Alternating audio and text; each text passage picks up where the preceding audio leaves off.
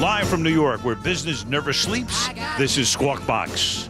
We're going to talk commercials right now because more than 110 million people are expected to have watched the Super Bowl this year, maybe even more than that. That's more than a third of the country. And for a 30-second ad, companies like Nationwide Insurance and Budweiser, they forked over $4.5 million. The question, of course, is which ads were the most memorable and which ones did folks watch over and over again? Here to tell us this morning and walk us through all of that is Tara Maitra. She is TiVo's Senior Vice President and General Manager of Content and Media Sales.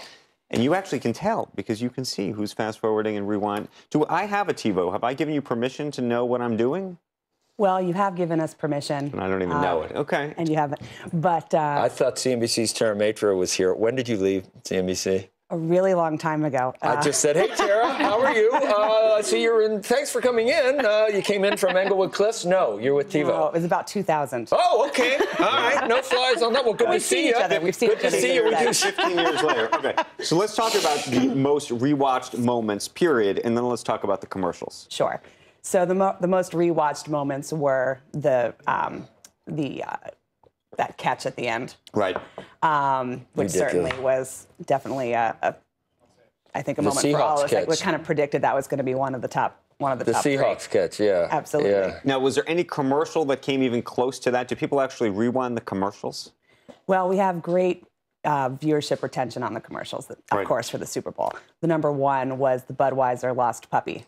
Okay. And so you had the four Clydesdales. And is that just people want to watch this because it was so lame, I think. And are they rewatching it over and over again, or you just know that that was the most watched because they didn't basically pause and somehow try to fast forward through it? It's a combination of rewatching and live viewership, so we can tell that viewers are tuned in. Here's my problem. I had several commercials that I wanted to rewind, including the Lindsay Lohan one, because I wasn't even sure it was her, so I wanted to rewind it. But I don't rewind anything when it comes to this because I don't want to miss commercials and I don't want to miss any of the game. So I don't want to be behind because I might find out what happened on Twitter beforehand. So I wouldn't touch the rewind button the entire time. The great thing about a TiVo is if you are rewinding any programming, you immediately can go back to where you were in the show. So you never have to worry about missing it. But then you're still behind. You are behind. You're behind, or you've missed something along the way. I don't know what that trucker did to that poor puppy, for where the puppy wanted to get away from him so badly. It was we're talking about the puppy this morning.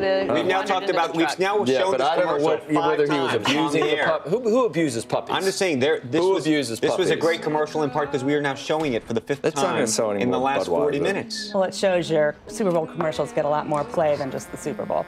What was actually the biggest bust? No, we don't talk about the biggest bust, but if you were Nationwide certainly got a ton of backlash for the. I bet a lot of people watched it. And they were serious A lot of people watched it. It didn't come in our top 10 of most watched and rewatched, but there was definitely a theme this year of the sentimental and heart-tugging commercials. You had a lot of the dad themes, and that was stupid. There was a lot of pretty good McDonald's stuff. But it was Nationwide, the one with the child. I was in the kitchen for that when I heard about it afterwards. With the kid that was smashed under the flat, and like bubbles coming up from the bathtub. Where it was very weird. It was jarring for my kids to watch. I was like, what did I just see? I walked into the kitchen. I missed that one. There was a lot of tweeting about it being Debbie Downer and Downerable. Right. But they're serious. I do think you have a platform with 110+ million people, and that's the best way to reach people. So sometimes you can have a message. Okay. Now, do you do any tracking between what's going on TV and now the second screen phenomenon, as Becky's talking about, that she's tweeting at the same time? We do that actually at TiVo. Okay. We have a cross-media, cross-platform strategy. So is there one that got more attention, just broadly speaking, in terms of retweets and conversations? We're actually going to have more of that correlation later. So we don't have that for this morning, but a lot of the tweeting and the most watch ads haven't necessarily come together. Ben White loved the avocado ad. How did that do? I didn't know. The avocado ad made the top 10. That's good. It didn't do much for me. It was actually our CMO's favorite as well. And I liked it. Did the Kia ad, or no, Liam Neeson is not who I'm thinking of. I was thinking of Pierce Brosnan. I thought that was awful. I thought the Liam Neeson one was awful, too. There was a very... Liam Neeson is good. There was one that reminded me of that lame Donnie Deutschman from a few years back with... do you remember the stupid... the screw fell off of the GM assembly line or something, and the machine was going to jump and kill itself. The one with the Viagra was stupid. The Fiat. Because that was not a Viagra pill. They tried to make it look like one. They did try to make it look that like one. I figured out that might have been a Nexium. That might have been an indigestion pill, because it was blue, but it was not. I mean, you've seen real Viagra, maybe not. No, but I don't know about it. No. Hey, Yeah. no way. That's all you need, man. Animal, beast mode.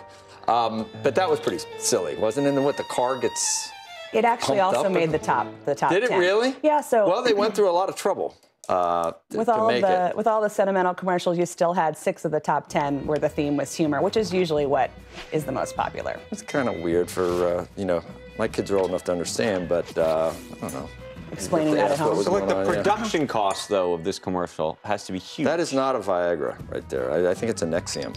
It's not just the cost of the actual 30 seconds. It's the cost of the production of the commercial. Yeah, I think the majority of the cost is probably the media spend at $4.5 million. But Right. yeah, there's the production as well, of course. Right. Okay. Especially if you're paying celebrities. Tara, thank you for coming in. Thank you for having me. Appreciate We'll see you out headquarters. Yeah, sounds good. CNBC coming I up. haven't seen you in 15 years, but yeah. I don't believe that. You're wrong about that.